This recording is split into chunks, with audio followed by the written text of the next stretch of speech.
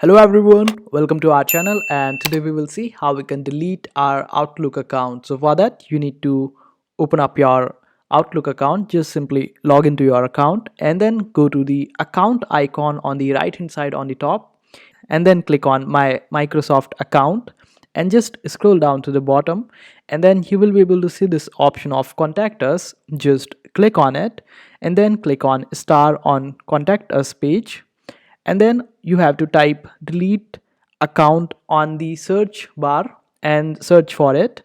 And after that you will be able to see this option of proceed with closing your account. Just scroll down and you will be able to see it, and after that just click on yes, and then go to close your account, and then just confirm it using SMS, and you will be good to go. And this is how you delete your Outlook account. I hope this video was helpful. Make sure to hit that like button and also subscribe to our channel for more helpful videos.